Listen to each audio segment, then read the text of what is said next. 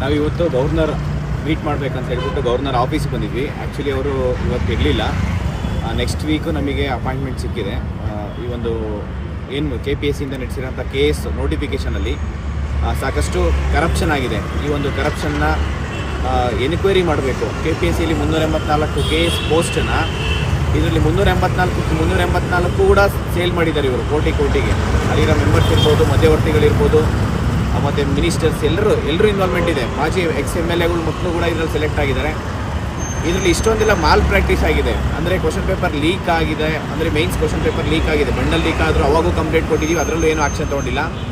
ಮತ್ತು ಇವಾಗ ಸುಮಾರು ಒಂದೇ ರೂಮಲ್ಲಿ 10ರಿಂದ 15 ಜನ ಸೆಲೆಕ್ಟ್ ಆಗಿರೋಂಥದ್ದು, ಸುಮಾರು 4 ರೂಮಲ್ಲಿ ಸೆಲೆಕ್ಟ್ ಆಗಿದ್ದಾರೆ. ಇದನ್ನು ನಾವು CBI ತನಿಖೆ ಆಗಬೇಕು. ಇನ್ನೊಂದು KPSC ತಪ್ಪು ಮಾಡಿರೋದನ್ನು ಮಾನ್ಯ ಗೃಹ ಸಚಿವರು ಪರಮೇಶ್ವರ್ ಸರ್ ಕೂಡ ಹೇಳಿದ್ದಾರೆ. ಈ ಒಂದು KPSC ಏನೇ ಮಿಸ್ಟೇಕ್ ಆದ್ರೂ ಅಲ್ಲಿರೋ ಸೆಕ್ರೆಟ್ರಿ ಮತ್ತು ಚೇರ್ಮನ್ ಹೊಣೆ ಆಗ್ತಾರೆ ಅಂತೇಳಿ.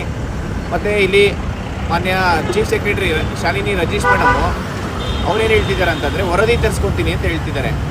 ವರದಿ ಯಾರ ಕಡೆಯಿಂದ? KPSCಯಲ್ಲಿ ಮಾಡಿರೋದೇ ಮಿಸ್ಟೇಕು, ಮತ್ತು ಅವ್ರ ಕಡೆಯಿಂದನೇ ವರದಿ ತೊಗೊತಾ ಇರೋದು. ಇದು ಎಷ್ಟು ಮಟ್ಟಿಗೆ ವರದಿ ತೊಗೊಂಡಿದ್ದನ್ನು ಸರಿಪಡಿಸ್ತಾರೆ? ಇದು 1-2 ಕೋಟಿ ಅಲ್ಲ, ಇದು ಮೋರ್ ದೆನ್ 1000 crores ಸ್ಕ್ಯಾಮ್ ಮಾಡಿರೋಂಥದ್ದು. ಇದನ್ನು ತನಿಖೆ ಆಗಬೇಕು, CBI ತನಿಖೆ ಆಗಬೇಕು. ಒಂದು AC ಆಗಬೇಕು, ತಹಸೀಲ್ದಾರ್ ಆಗಬೇಕು, ಒಂದು DOSP ಆಗಬೇಕು ಅಂತ ಹೇಳ್ಬಿಟ್ಟು ಇಷ್ಟೆಲ್ಲ ಹಗಲು ರಾತ್ರಿ ಕಷ್ಟಪಟ್ಟಿದ್ದಾರೆ. ಇವರು ರಾತ್ರಿ ಯಾರಿಗೆ ಬೇಕೋ ಅವ್ರಿಗೆ ಸೇಲ್ ಮಾಡಿದ್ದಾರೆ. ಇದನ್ನು ಸೀರಿಯಸ್ ಆಗಿ ಸರ್ಕಾರ ಆಗಿರ್ಬೋದು, ಮೊನ್ನೆ ಗೃಹ ಸಚಿವರು ಬರೀ ಮಾಧ್ಯಮದ ಮುಖಾಂತರ ಹೇಳಿಕೆ ಕೊಡೋದಲ್ಲ, ಈ ಥರ ಹಗರಣ ಆಗಿದೆ ಅಂತ ಹೇಳಿ ಅದ್ರ ಮೇಲೆ ಏನು ಆ್ಯಕ್ಷನ್ ತೊಗೊಂಡಿದ್ದೀರಾ ಅಂತ ತುಂಬ ಇಂಪಾರ್ಟೆಂಟ್ ಆಗುತ್ತೆ. ಮಾನ್ಯ ಮುಖ್ಯಮಂತ್ರಿ ಸಿದ್ದರಾಮಯ್ಯ ಸರ್ ಇಷ್ಟೆಲ್ಲ ರಾಜ್ಯದಲ್ಲಿ ಯುವಕರು ಇಷ್ಟೆಲ್ಲ ಹೋರಾಟ ಮಾಡಿದರೂ ಕೂಡ ಇದ್ರ ಬಗ್ಗೆ ನಾವು KPSC ವಿರುದ್ಧ ದೊಡ್ಡ ಮಟ್ಟಕ್ಕೆ ಹೋರಾಟ ಮಾಡೋದಕ್ಕೆ ಮುಂಚೆ ಎಚ್ಚೆತ್ಕೊಳ್ಳಿ. ಇಷ್ಟೆಲ್ಲ ಹಗರಣ ಆಗ್ತಾಯಿದೆ. ಬರೀ KS ನೋಟಿಫಿಕೇಷನ್ ಅಲ್ಲ, ಪ್ರತಿಯೊಂದು ನೋಟಿಫಿಕೇಷನಲ್ಲೂ ಎಲ್ಲರೂ ಅಕ್ರಮ ಮಾಡ್ತಿದ್ದಾರೆ. ಎಲ್ಲ ಕ್ಯಾಂಡಿಡೇಟ್ಸು KEAದಲ್ಲಿ 20ರಿಂದ 30 ಮಾರ್ಕ್ಸ್ ತೊಗೊಂಡಿರಲ್ಲ, ಇಲ್ಲಿ ಔಟ್ ಆಫ್ 200ಗೆ ಇಲ್ಲಿ KPSCಯಲ್ಲಿ 180 ಮಾರ್ಕ್ಸ್ ತೊಗೊಂಡಿದ್ದಾರೆ. ಈ ಥರ ಆದರೆ ಜೆನ್ಯೂನು ಪ್ರಾಮಾಣಿಕವಾಗಿ ಓದ್ತಾ ಇರೋಂಥ ಅಭ್ಯರ್ಥಿಗಳಿಗೆ ಇಲ್ಲಿ ಅನ್ಯಾಯ ಆಗ್ತಿದೆ. ಅವರೆಲ್ಲರ ಪರವಾಗಿ, ವಿದ್ಯಾರ್ಥಿಗಳ ಪರವಾಗಿ ನಾನು ಮಾನ್ಯ ಮುಖ್ಯಮಂತ್ರಿ ಸಿದ್ದರಾಮಯ್ಯ ಸರ್ಗೆ ನಾನು ಮನವಿ ಮಾಡ್ಕೊತೀನಿ, ಇದನ್ನು KPSC ಮೇಲೆ ಕ್ರಮ ತಗೊಳ್ಳಿ. ಒಂದು ಇಂಡಿವಿಜುವಲ್ ಸ್ಕೋರ್ ಲಿಸ್ಟ್ ಬಿಡಲ್ಲ, ಮತ್ತು ಒಂದು ಟೈಮ್ 1 ಇಯರಲ್ಲಿ ಯಾವುದು ವಿತಿನ್ ಎ ಟೈಮ್ ಲಿಮಿಟಲ್ಲಿ ಯಾವುದು ನೋಟಿಫಿಕೇಷನು ಕಂಪ್ಲೀಟ್ ಮಾಡಲ್ಲ. ಒಂದು ನೋಟಿಫಿಕೇಷನ್ ಆಗಿ ಕಂಪ್ಲೀಟ್ ಆಗಬೇಕಂದ್ರೆ 5 ವರ್ಷ ತೊಗೊತಾರೆ KPSC ಅವರು. KPSCಗೆ ಮುಂಬರುವ ಯಾವುದು ನೋಟಿಫಿಕೇಷನ್ ಕೊಡಬಾರ್ದು. ಈಗ ಆಲ್ರೆಡಿ ಏನು agriculture officer, assistant agriculture officer, land surveyor ಇದೆ. ಇಷ್ಟು ನೋಟಿಫಿಕೇಷನ್ನ KEA ಕೊಡಿ. ಅವ್ರು ಯಾವುದೇ ಕಾರಣಕ್ಕೂ ನೋಟಿಫಿಕೇಷನ್ ಮಾಡಬಾರ್ದು ಅಂತ ಹೇಳ್ತಿದ್ದಾರೆ. ಈವನ್ ವೆಟರ್ನರಿ ಆಫೀಸರ್ದು ಇವರು 60ರಿಂದ 70 ಲಕ್ಷ ದುಡ್ಡು ಅಂತ ಇದ್ದಾರೆ ಒಂದೊಂದು ಪೋಸ್ಟಿಗೆ. ದಯವಿಟ್ಟು ಇದನ್ನು ಸೀರಿಯಸ್ ಆಗಿ ತೊಗೊಳ್ಳಿ. ಯುವಕರು ಮತ್ತೊಮ್ಮೆ ರೋಡಿಗೆ ಬಂದು ದೊಡ್ಡ ಮಟ್ಟಕ್ಕೆ ಹೋರಾಟ ಮಾಡೋದಕ್ಕೆ ಮುಂಚೆ ಈಗ KPSC ಮೇಲೆ ಸೀರಿಯಸ್ ಆಗ ಒಂದು ಇವೆಂಟ್ ಆಫ್ ಕ್ಯಾಲೆಂಡರ್ ಇಲ್ಲ, ಒಂದು ಟೈಮ್, ಯಾವ ನೋಟಿಫಿಕೇಷನ್ಸ್ ಇನ್ ಟೈಮ್ ಕಂಪ್ಲೀಟ್ ಮಾಡಲ್ಲ. ಒಂದು ನೋಟಿಫಿಕೇಷನ್ ರಿಸಲ್ಟ್ ಅಪ್ರೂವಲ್ ಆಗಬೇಕಂತಂದರೆ ತಿಂಗಳಾನ್ಗಟ್ಟಲೆ ತೊಗೊತಾರೆ.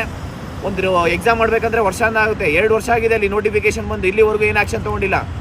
KPSCಯಲ್ಲಿ ವರದಿ ಆಗಿರ್ಬೋದು, ಈಗ ಒಂದು ಕೇಸ್ ಹಗರಣ ಏನಾಗಿದೆ ಇದ್ರ ಮೇಲೆ ಸೀರಿಯಸ್ ಆಗಿ ಗಂಭೀರವಾಗಿ ಇದನ್ನು ತನಿಖೆ ಆಗಬೇಕು.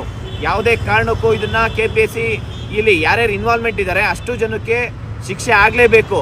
ಮತ್ತು KS ಕನ್ನಡ ಅಭ್ಯರ್ಥಿಗಳಿಗೆ ಏನು 1:3 ಲಿಸ್ಟಲ್ಲಿ ಏನು ಬಿಟ್ಟಿದ್ದಾರೆ ಇದನ್ನು ಬೇಕು ಅಂತ ಅರ್ಜೆನ್ಸಿ ಮಾಡ್ತಾ ಇದ್ದಾರೆ. ಇದನ್ನು ಈ ಒಂದು ಪೋಸ್ಟ್ನ ಬೇಗ ಕಂಪ್ಲೀಟ್ ಮಾಡಬೇಕು ಅಂತೇಳಿ ಯಾವುದೇ ಕಾರಣಕ್ಕೂ ಪ್ರಾಮಾಣಿಕವಾಗಿ ಯಾರು ಓದ್ತಾ ಇದ್ದಾರೆ ಅವ್ರಿಗೆ ಮಾತ್ರ ಕೆಲಸ ಸಿಗಬೇಕು. ಆ 1:3ಯಲ್ಲಿ ವೆರಿ ಫ್ಯೂ ಕ್ಯಾಂಡಿಡೇಟ್ಸ್ ಜೆನ್ಯೂನ್ ಆಗಿದ್ದಾರೆ. ಅದರಲ್ಲಿ 1:1 ಬರೋಷ್ಟೊತ್ತಿಗೆ ಅವ್ರು ಯಾರು ಸೆಲೆಕ್ಟ್ ಆಗಲ್ಲ. ಆ ಪರಿಸ್ಥಿತಿಗೆ KPSC ತೊಗೊಂಬರುತ್ತೆ. ಇದು 100% ಇದು ಸರ್ಕಾರಕ್ಕೆ ನಾನು ಮನವಿ ಮಾಡ್ಕೊತೀನಿ. ಇದರಲ್ಲಿ ಏನಾದರೂ ನೀವು ತನಿಖೆ ಮಾಡಿಲ್ಲ ಅಂತಂದರೆ ನಿಮ್ಮ ಪಾತ್ರ ಏನು ಹೇಳಿ. ನಾವು ನಿಮ್ಮ ಸ್ಟೇಟಲ್ಲಿರೋಂಥ ಏನು SIT ಇರ್ಬೋದು ಇಲ್ಲಿವರೆಗೂ ಏನೂ ಮಾಡಿಲ್ಲ.